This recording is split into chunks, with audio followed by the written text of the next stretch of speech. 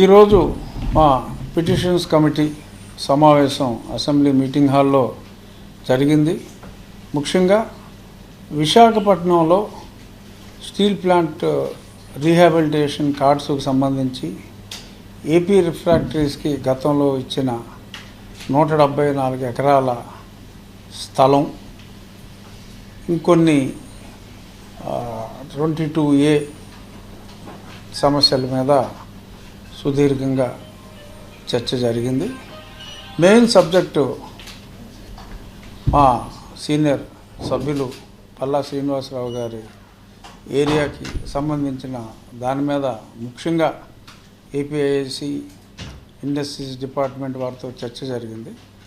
So ఆ subject Srinivasarao గారి subject కాబట్టి ఆయన ఎక్స్ప్లెయిన్ చేస్తారు. దాని ఇంపార్టెన్స్, చాలా సీరియస్ సబ్జెక్ట్ గురించి చర్చించడం జరిగింది. అందరికీ నమస్కారం.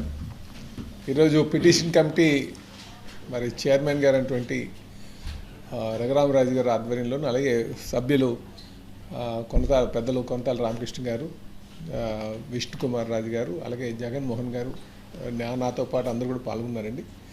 అయితే చైర్మన్ గారి దృష్టికి 2 సబ్జెక్ట్స్ లాస్ట్ టైం వైజాగ్ వచ్చినప్పుడు తీసుకొచ్చాం. అంటే చాలా సబ్జెక్టులు తీసుకొచ్చాం, కానీ 2 ఇంపార్టెంట్ ఈ ల్యాండ్కి సంబంధించి తేడం జరిగిందండి. ముఖ్యంగా మరి గాజువాక నియోజకవర్గంలో ఏదైతే హైవేకి ఆనుకొని, అగనంపూడి హైవేకి ఆనుకొని 173 ఎకరాలు రిఫ్రాక్టరీస్ ల్యాండ్ ఉందండి.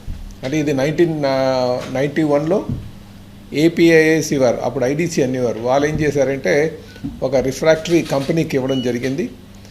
వారు ఒక 3-4 ఇయర్స్ రన్ చేసిన తర్వాత ఆ యూనిట్ నాన్ పెర్ఫార్మింగ్ ఎసెట్ కింద, ఎన్పిఏ కింద కన్వర్ట్ అయిపోయిన తర్వాత ఆ ల్యాండ్ అంతా కూడా విడిచిపెట్టి వెళ్ళిపోయారు.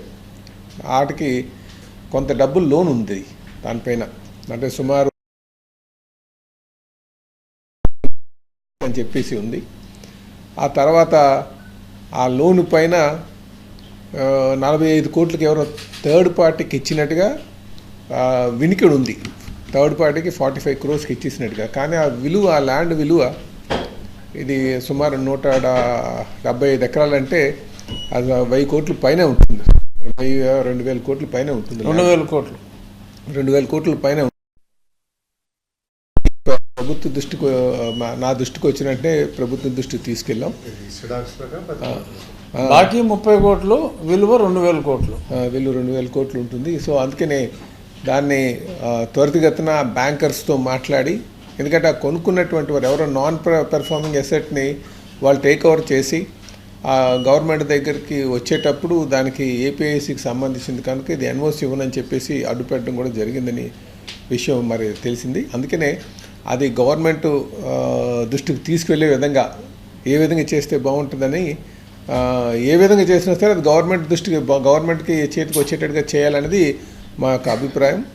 దాని మీదే నెక్స్ట్ సిట్టింగ్లోని ఫుల్ డేటాతో హయ్యర్ లెవెల్ ఆఫీసర్స్ అందరినీ కూడా రమ్మని చెప్పడం జరిగిందండి. అది అయితే అక్కడ 175 ఎకరాలు సుమారు 2,000 కోట్లు విలువ చేసేటువంటి ల్యాండ్ని మనం మంచి ఐటీ కంపెనీస్ ఏదైనా డెవలప్ చేస్తే బాగుంటుంది అన్నది మా ఉద్దేశం అండి. ఎందుకంటే చాలా కంపెనీస్, ఐటీ కంపెనీస్ అన్నీ కూడా అటు భోగాపురం సైడ్ వెళ్తున్నాయి, గాజువాక ప్రాంతానికి రావాలనేది మా ఆకాంక్ష.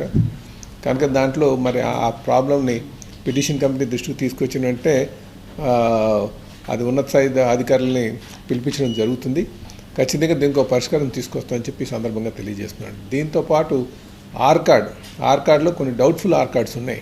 సుమారు 12 అంటే రీహాబిలిటేషన్ జాబ్, ఎవరైతే ఇల్లు వాకిలు ఇచ్చినటువంటి డిస్ప్లేస్డ్ పర్సన్స్ ఉంటారో వాళ్ళకి జాబ్ ఇస్తామని చెప్పేసి స్టీల్ ప్లాంట్ ఇచ్చినటువంటి ఆర్కాడ్ అనమాట.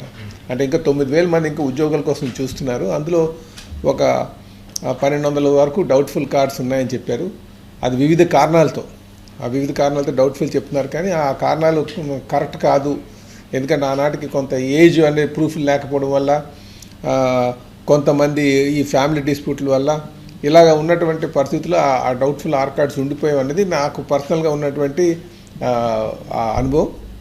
ఆ అనుభవంతో మరి పిటిషన్ కమిటీ దృష్టికి తీసుకొచ్చి ఆ కార్డ్స్ కూడా రెగ్యులైజ్ చేయాల్సిందిగా కోరుచునే ఉండేది.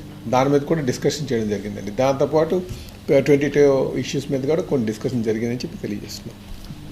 నమస్కారం. ఇప్పుడు ఈ ఏపీ రిఫ్రాక్టరీస్ ఈ ల్యాండ్ ఇష్యూ మీద నెక్స్ట్ మంత్ మొదటి వారంలోనే మళ్ళీ ఒక సమావేశం ఫైనాన్స్ వాళ్ళతో బ్యాంకర్స్తో అందరితో చర్చించి ఆ 2,000 కోట్ల రూపాయల అసెట్ని తిరిగి ప్రభుత్వానికి ఎలా అప్పచెప్పాలి అనే దాని మీద నెక్స్ట్ మీటింగ్ సమావేశంలో చర్చిస్తాం. ఇది ఈరోజు సమావేశంలో ముఖ్యాంశాలు. ఇంకా